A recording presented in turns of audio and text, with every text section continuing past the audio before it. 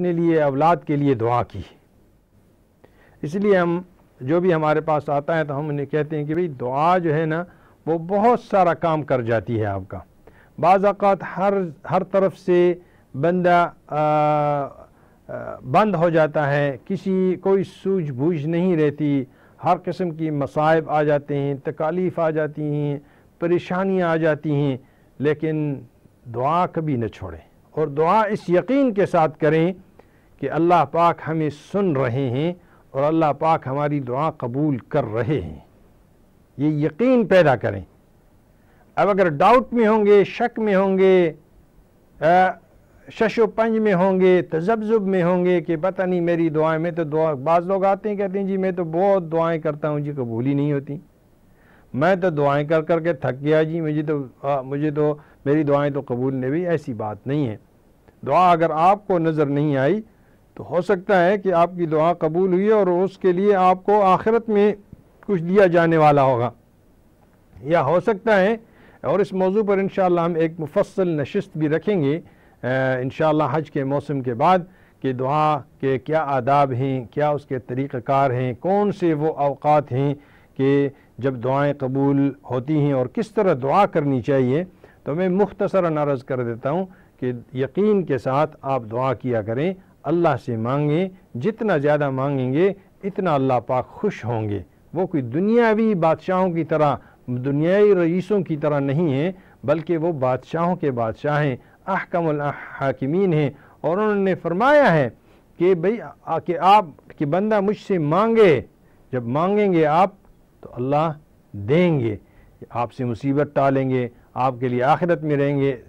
رکھیں گے, یا آپ کو اس سے بہتر عطا کریں گے جو کچھ آپ مانگ رہے ہیں. تو اس طرح حضرت ابراہیم علیہ السلام نے اپنے لیے دعا کی اللہ پاک کے دربار میں کہ اے اللہ میں تو بوڑھا ہو چکا ہوں اور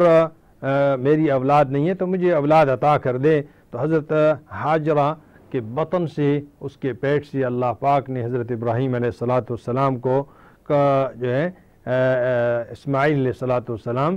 دے دیے, اور یہ بیٹا ان کے جب پیدا ہوا تو کافی عرصے کے بعد جو ہے وہ حضرت سارہ جو ہے نا اس کے بطن سے بھی حضرت ابراہیم علیہ السلام کو حضرت اسحاق علیہ السلام دیے گئے. یہاں بھی ایک نقطہ چھوٹا سا ہے, ہم انشاءاللہ اس کی بھی تفصیل آئندہ کسی نشست میں بیان کریں گے کہ کون سے ان میں سے بڑے تھے, حضرت اسماعیل علیہ السلام بڑے تھے یا حضرت اسحاق علیہ السلام بڑے تھے. جو لوگ یا جو امتیں اس چیز کا انکار کرتی ہیں کہ اسماعیل علیہ السلام چھوٹے تھے, تو قرآن کی جتنی آیات ہیں اگر ان کو پڑھیں آپ تسلسل کے ساتھ تو آپ کو یہی نظر آئے گا کہ اللہ پاک نے حضرت ابراہیم علیہ السلام کو سب سے پہلے جو اولاد دی ہیں وہ حضرت اسماعیل علیہ السلام تھے. جب وہ اتنے بڑے ہو گئے کہ وہ اپنے والد کے ساتھ کام کاج میں ہاتھ بٹا سکیں اور ان کے ساتھ چل سکیں اور آ سکیں, اس حد تک جب وہ پہنچ گئے تو اللہ پاک نے اس کے بعد حضرت سارہ جو ان کی پہلی بیوی تھیں ان کے بطن سے اللہ پاک نے ان کو حضرت اسحاق علیہ السلام دیے. جس طرح پھر جب حضرت ابراہیم علیہ السلام کو حضرت اسماعیل علیہ السلام اور حضرت اسحاق علیہ السلام اللہ پاک نے عنایت کیے تو حضرت ابراہیم علیہ السلام نے اللہ پاک کا ان الفاظ میں شکریہ ادا کیا جس کو سورۃ ابراہیم میں اللہ پاک نے ذکر فرمایا ہے کہ الحمدللہ الذی, کہ سب قسم کی تعریفیں اللہ کے لیے ہیں, وہ اللہ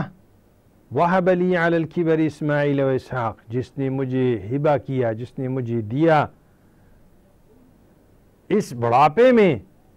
اسماعیل و اسحاق. یہاں بھی اگر آپ ملاحظہ کریں تو اسماعیل کا نام پہلے آیا ہے, گویا بڑے وہ تھے, پھر اسحاق کا نام آیا ہے, اور پھر آگے فرمایا کہ ان ربی لسمیع الدعاء. یہ ہے وہ یقین جس کی طرف ابھی میں آپ کو ناظرین کرام اشارہ کر رہا تھا کہ اللہ پاک بے شک بہت زیادہ سننے والے ہیں کہ اس بڑھاپے میں حضرت اللہ پاک نے حضرت ابراہیم علیہ السلام کو حضرت اسماعیل علیہ السلام اور حضرت اسحاق علیہ السلام دیے. بے شک اللہ پاک سننے والے ہیں اور اللہ پاک آپ کی دعا قبول کرنے والے ہیں. تو بحکم خداوندی جو ہے اور اس کی تعمیل میں حضرت ابراہیم علیہ السلام حضرت بی بی حاجر علیہ الصلاۃ والسلام کو وہاں سے لے کر اور اس کے ساتھ اس کے بچے کو لے کر اس جگہ پہنچ آئے جب آپ بیت اللہ شریف جہاں ابھی بیت اللہ شریف واقع ہیں تو وہاں وہ آئے اور کچھ پانی اور کچھ کھجوریں جو ہے وہ ان کو دے گئے. تو حضرت ابراہیم علیہ الصلاۃ والسلام نے اپنی بیوی اور بچے کو اس وقت جب چھوڑا اس لق و دق صحرا میں، تو وہاں پر انہوں نے ان الفاظ میں اللہ پاک سے دعا کی، ربنا انی، سورۃ ابراہیم میں ہے یہ، ربنا انی اسکنت من ذریتی بواد غیر ذی زرع عند بیتک المحرم، کہ اللہ پاک میں نے اپنے اس ذریت کو، اپنی اس نسل کو میں نے یہاں پر سکونت کے لیے چھوڑ دیا ہے، جو کون سی کہاں پر، من غیر ذی، اس ایسی وادی میں کہ جس میں کوئی زراعت نہیں ہے، من غیر ذی زرع عند بیتک المحرم، جہاں آپ کا گھر، جہاں بیت اللہ واقع ہے. ربنا لیقیموا الصلاۃ فاجعل افئدۃ من الناس تہوی الیہم، اے اللہ اگر یہ نمازیں قائم کریں تو فاجعل افئدۃ من الناس، تو آپ بنا دے لوگوں کے دلوں کو جو ان کی طرف ہمیشہ مڑتے رہیں اور اس جگہ کی طرف آتے رہیں. آج تک حضرات کے ناظرین کرام آپ دیکھتے ہیں کہ یہ وہی ابراہیم علیہ الصلاۃ والسلام کی دعا ہے کہ ہر شخص کے دل میں اس زمین کے لیے اور اس بقع من الارض کے لیے، یہ جو زمین کا یہ جو ٹکڑا ہے، اس ٹکڑے کے لیے ہر ایک کا دل للچاتا ہے اور ہر ایک کا دل کہتا ہے، ہر ایک کے دل میں اس کے لیے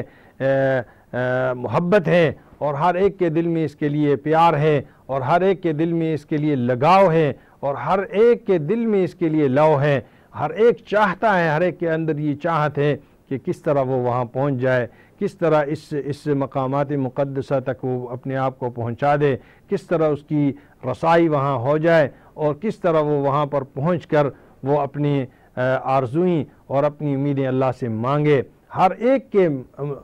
کے دل میں یہ ایک محبت اللہ پاک نے ڈال دی ہے، کیونکہ ابراہیم علیہ السلام نے یہ دعا کی تھی کہ فَاجْعَلْ أَفْئِدَةً مِّنَ النَّاسِ تَهْوِي إِلَيْهِمْ وَارْزُقْهُم مِّنَ الثَّمَرَاتِ. اگلا جو دعا تھی جو اللہ پاک سے ابراہیم علیہ السلام نے کی کہ وَارْزُقْهُم مِّنَ الثَّمَرَاتِ، اس کی بھی کافی تفاصیل ہیں. آپ اگر تفصیلی طور پر تاریخ کی کتابوں میں چلیں تو آپ کو وہاں ملے گا کہ اللہ پاک نے کس طرح یہ دعا حضرت ابراہیم علیہ السلام کی قبول کی کہ وَارْزُقْهُم مِّنَ الثَّمَرَاتِ. کہتے ہیں جو قریب ترین زمین ہے اس طرف سے مشرق کی طرف سے تو وہ طائف کی پہاڑیاں ہیں. آپ دیکھیں تو سب سے زیادہ میٹھا انار اور سب سے زیادہ میٹھا انگور طائف کا ہے. اللہ پاک نے وہاں باغات لگا دیے. یہ تو لق و دق صحرا ہے. آپ آس پاس دیکھیں، مکہ مکرمہ کے آس پاس آپ دیکھیں تو آپ کو صحرا ہی صحرا نظر آئے گا یا پتھر ہی پتھر نظر آئیں گے. کوئی ایسی چیز وہاں نہیں ہے کہ وہاں آپ کہیں کہ یہاں کوئی زراعت ہوتی ہے، یہاں کوئی یہ چیز نہیں، وہاں پر کچھ بھی نہیں ہوتا. تو اللہ کہتے ہیں کہ اللہ پاک نے یہ زمین یہاں رکھ دی طائف میں. دوسری طرف سے اگر آپ دیکھیں تو لبنان ہے، فلسطین ہے، تو وہاں بھی آپ دیکھیں کہ دنیا کا جو سب سے اعلیٰ فروٹ ہے وہ وہاں پر موجود ہیں. ایک جانب تو آپ یہ دیکھ لیتے ہیں، آپ مکہ مکرمہ جائیں، کسی موسم میں بھی جائیں، ابھی نہیں 20 سال پہلے 30 سال پہلے بھی اگر آپ جو حضرات گئے ہیں انہوں نے دیکھا ہے، وہاں 40 سال پہلے بھی جن کو فرصت ملی ہے اور وہ وہاں پر گئے ہیں تو انہوں نے دیکھا ہے کہ وہاں ہر قسم کا فروٹ جو ہے نا ہر وقت دستیاب ہوتا ہے. چاہے وہ وہاں پیدا نہیں ہوتا،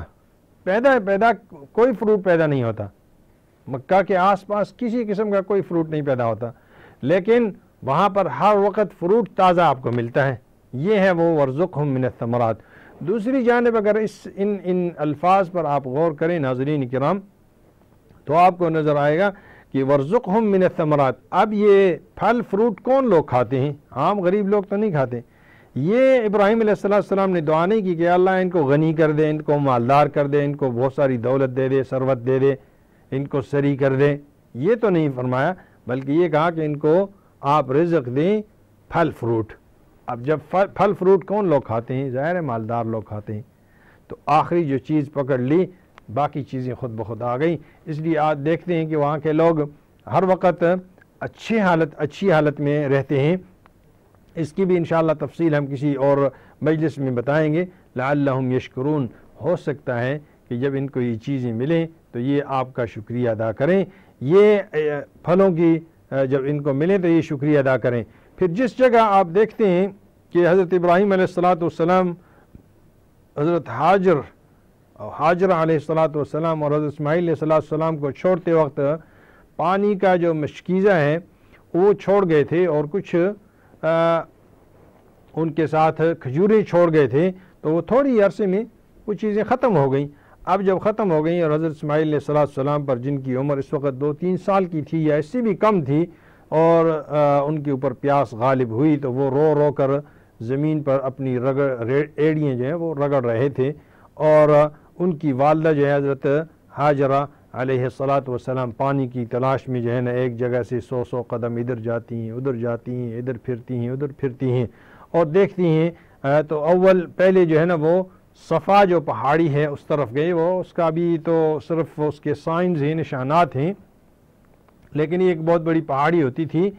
تو اس پہاڑی کی طرف گئے اور نیچے بھی دیکھ رہی ہیں کہ بچے کو کوئی موذی جانور نہ لے جائے، اور پیچھے مڑ کر دیکھ رہی ہیں۔ وہاں پہنچ کر اس پہاڑی کے اوپر پھر نیچے دیکھ رہی ہیں کہ کہیں ایسا تو نہیں ہے کہ میں دور آ گئی ہوں اور پیچھے سے بچے کو کوئی چیز نقصان پہنچا دے۔ پھر جب وہ کچھ نشیب میں چلتی ہیں، پھر دوسری طرف چلنا شروع کر دیا۔ جب نشیب میں پہنچتی ہیں جہاں سے ان کو حضرت اسماعیل علیہ السلام نظر نہیں آ رہے، تو وہاں تھوڑی سی وہ اپنی رفتار تیز کر لیتی ہیں۔ یہی وہ جو درمیان میں ابھی جن کی علامتیں لگائی ہیں کہ سبز وہ پلرز ہیں، ان کے درمیان کا جو حصہ ہے وہ حصہ چونکہ نشیبی تھا، تو وہاں پر انہوں